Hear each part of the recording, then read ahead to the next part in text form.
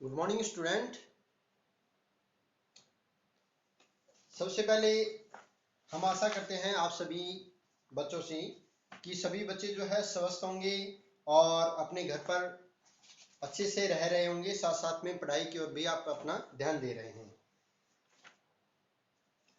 सबसे अहम जरूरी है आपका स्वास्थ्य, क्योंकि जो स्वास्थ्य है वो आपको हमेशा क्या है पॉजिटिव बनाए रखता है। और पॉजिटिविटी जो होती है वो किसी के लिए, व्यक्ति विशेष के लिए ही नहीं बल्कि समाज के लिए भी अत्यंत जरूरी होती है। क्योंकि सबसे ज्यादा जो प्रभाव है वो हमारे स्वास्थ्य पर वो पॉजिटिविटी ही डालती है। क्योंकि नेगेटिविटी जो होती है, किसी बात को हमने सुना और उसका यदि वो उससे नेगेटिव बातें निकल कर आती है तो उसका हमारे स्वास्थ्य पर भी जो है असर पड़ता है, और इसके साथ साथ वो हमारी जो प्रगति या फिर हम कहें शिक्षा पर भी काफी प्रभाव अपना डालता है। तो सबसे अहम जरूरी है आप अपने स्वास्थ्य का जो है ध्यान रखें, अपने पेरेंट्स का अच्छी तरह कहना मानें, जो पेरेंट्स आपको सुझाव दे रहे हैं उस पर अपना अमल करें। तो कल हमने जो चर्चा की थी हमारे सेकंड चैप्टर भारतीय अर्थव्यवस्था के जो क्षेत्र थे,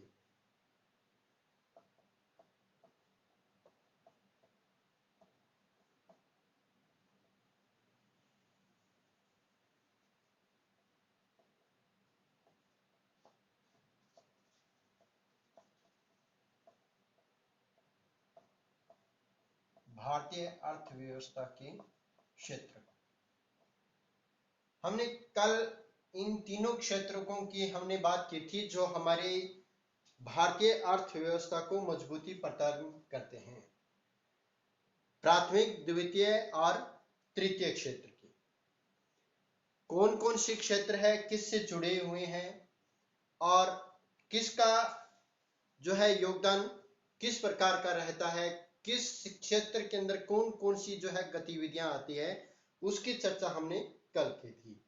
आज हम बात करेंगे तीनों क्षेत्रकों की जो है तुलना करेंगे, तीनों क्षेत्रकों की जो भागीदारी है वो किस प्रकार रहती है, तीनों क्षेत्र जो होते हैं वो किस प्रकार एक दूसरे से जुड़े होते हैं।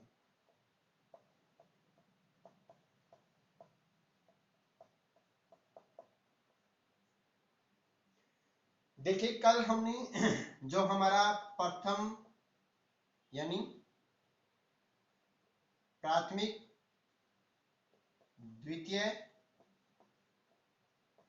और तृतीय, जिसमें पहला जो क्षेत्र था वो किससे जुड़ा था, किससे संबंधित होता है, कृषि से यानी खेती से।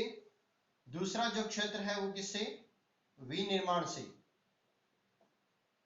और तीसरा जो क्षेत्र है वो किससे जुड़ा हुआ था, वो था सेवाओं से जुड़ा हुआ जो क्षेत्र माना जाता है, जिसको सेवा क्षेत्र के रूप में जाना जाता है। तीनों के बारे में हमने कल अच्छी तरह जो है डिटेल में चर्चा की थी।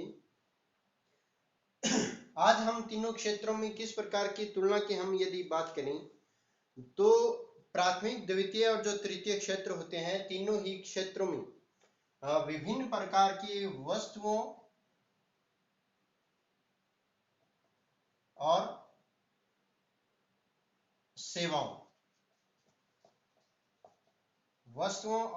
सेवाओं का क्या होता है, तीनों क्षेत्रों के अंदर उत्पादन होता है। तो जो महत्वपूर्ण है शब्द है इसमें क्या है, उत्पादन। यानी किसी न किसी रूप में तीनों जो क्षेत्र होते हैं वो किसी न किसी रूप में उत्पादन या सेवाओं से संबंधित जो है वो होते हैं, इन दोनों से संबंधित होते हैं।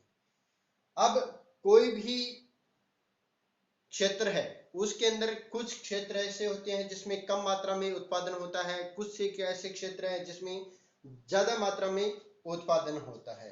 तो बहुत से ऐसे जो तीनों क्षेत्रों में जो अलग अलग तरह से लोग जो है वो इनसे जुड़े हुए हैं।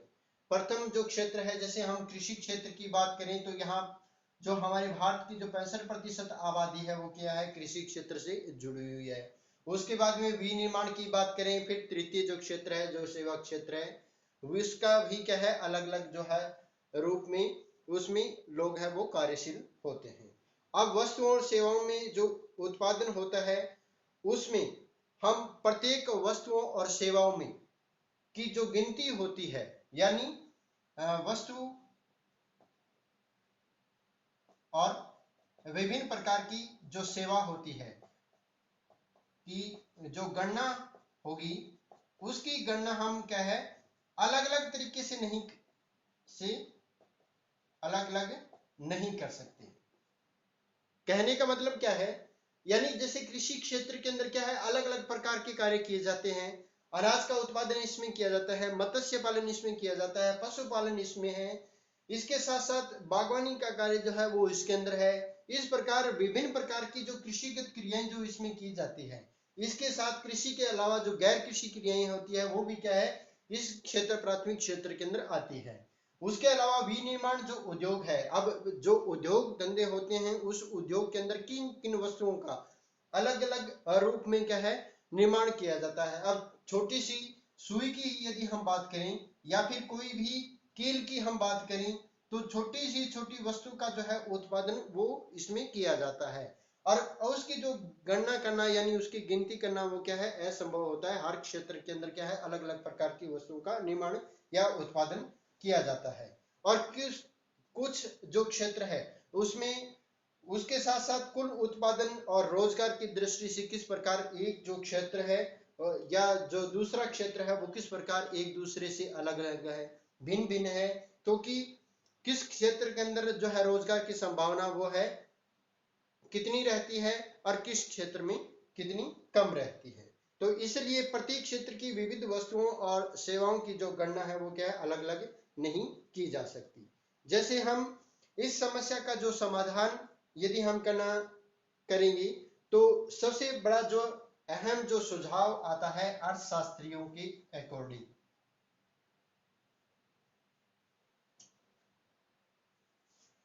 अर्थशास्त्रियों का जो सुझाव है वो क्या कहता है कि वस्तुओं और सेवाओं को जो वास्तविक जो संख्याएं होती वास्तविक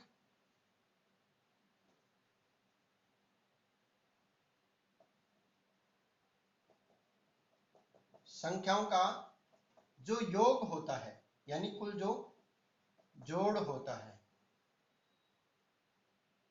उसके स्थान पर हम किसको महत्व देना चाहिए, हमें उसके स्थान पर उसके मूल्य को महत्व देना चाहिए।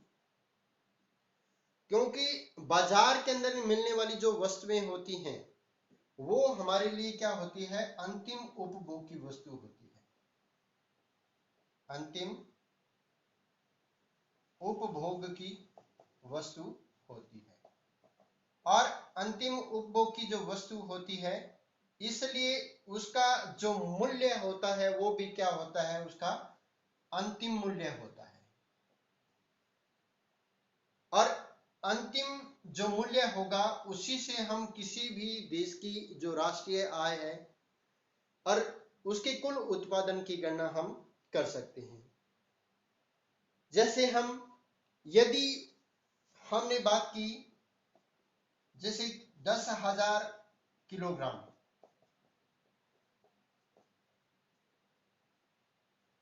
जो गेहूं की यदि हम यहाँ पे एग्जांपल लेते हैं गेहूं का 10,000 किलोग्राम 8 रुपए प्रति किलोग्राम के हिसाब से बेचा जाता है तो कितना हो गया 80,000 रुपए का जो क्या है वो गेहूं जो है होगा। इसके अलावा 10 रुपए प्रति रुपए जो यदि दूसरी वस्तुओं की बात करें हम नारियल की यदि हम बात करें तो उस नारियल का जो मूल्य है यदि वो किस हिसाब से बिकता है जैसे मान लीजिए 5,000 नारियल है तो 10 रुपए प्रति किलोग्राम की प्रति नारियल के हिसाब से बिकेगा तो वो क्या है 50,000 के जो है नारियल है उसकी अंतिम मूल्य उसका होगा। इस प्रकार जो तीनों क्षेत्र होते हैं उसमें वस्तुओं और सेवाओं के अंतिम मूल्य की गणना ही करती है और उसके बाद में उसका जो है योगफल वो प्राप्त किया जाता है। इसलिए और ये किस में आता है, ये आता है किसी भी देश की राष्ट्रीय आय की गणना के लिए या किसी भी देश में सकल घरेलू उत्पाद की हम बात करें, सकल घरेलू उत्पाद। अब सकल घरेलू उत्पाद क्या होता है,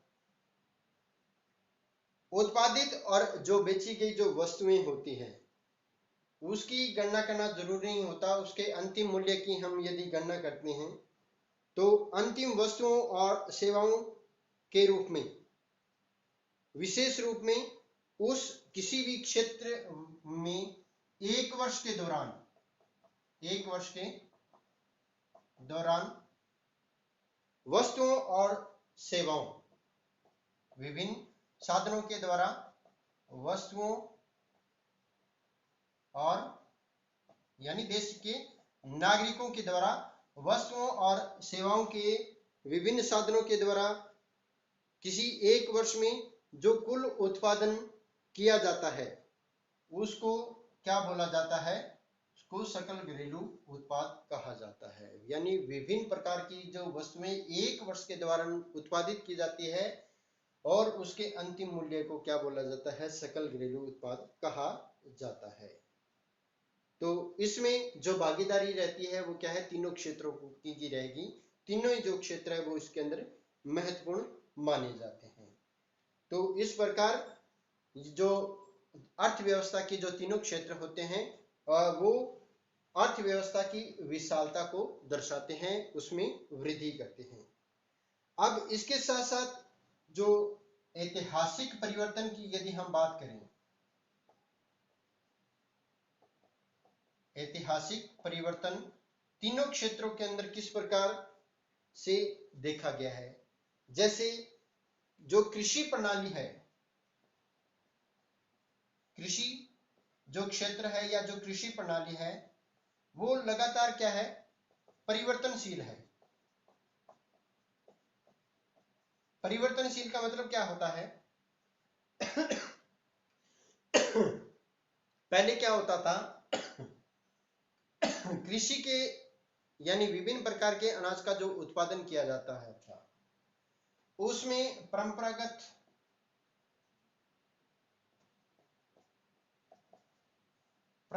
जो संसाधन होते थे उसका प्रयोग होता था। और आधुनिक समय में हम बात करें तो वर्तमान की जो कृषि व्यवस्था है उसके अंदर उत्पादन भी ज्यादा होता है। पहले उत्पादन क्या होता था, कम होता था, क्योंकि वहां पे परंपरागत संसाधनों का प्रयोग होता था। परंपरागत संसाधनों का प्रयोग का मतलब क्या होता है, जैसे जो बीज होते थे वो भी क्या होते थे, जो घरेलू यानी देसी बीज होते थे उसका प्रयोग होता था, देसी जो खाद होती थी उसका प्रयोग होता था। अधिकतर जो अनाज था, जो खेती थी, कृषि थी, वो किस पर निर्भर होती थी, वर्षा पर निर्भर होती थी।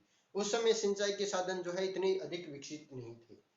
अब परंपरागत हम यदि बात करेंगे, आधुनिक समय की यदि हम बात करेंगे तो इसमें जो है कृत्रिम संसाधनों का भी विकास हुआ है। यहाँ तक कि जो बिजाई के लिए हम पहले क्या है, बैलों का प्रयोग करते थे, तो 1 एकड़ भूमि को भी बीजने के लिए यानी 1 हेक्टेयर, क्योंकि 1 हेक्टेयर में क्या होता है, 2.5 एकड़ जो जमीन होती है, और जो भूमि का मापन है वो उसकी इकाई क्या होती है, हेक्टेयर होती है। अब 1 हेक्टेयर में उत्पादन जो पहले प्राचीन समय में यानी पहले की समय की बात करें तो उसमें उत्पादन क्या होता था, कम होता था। इसके लिए 1 एकड़ या 1 हेक्टेयर भूमि को जोतने के लिए जो है कई दिन का जो है समय लग जाता था। आज की हम आधुनिक समय की बात करें तो विभिन्न कृषि के सिंचाई के जो साधन है उसमें भी वृद्धि होगी। इसके साथ साथ अब जो है आधुनिक समय में मशीनों का जो प्रयोग है वो ज्यादा हो गया है, उत्पादन भी क्या है, अधिक हो गया है। लेकिन इसके साथ साथ जो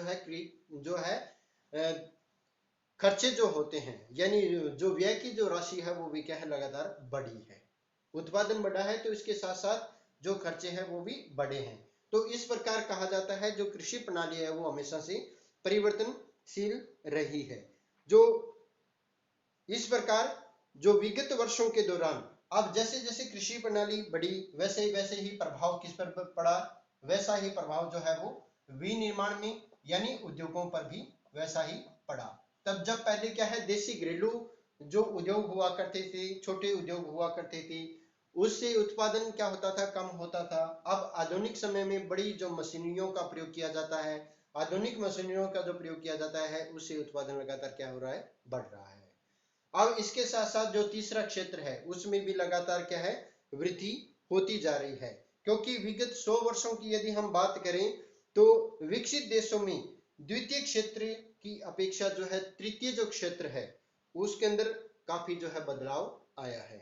पहले ये यदि हम इसमें आंकड़ों की यदि हम बात करें तो तीनों जो क्षेत्र होते हैं थे उसमें सबसे अहम भूमिका जो रहती थी वो जो पहले के समय के अंदर वो थी कृषि क्षेत्र, यानी जो प्राथमिक क्षेत्र था उसकी भूमिका सबसे ज्यादा रहती थी।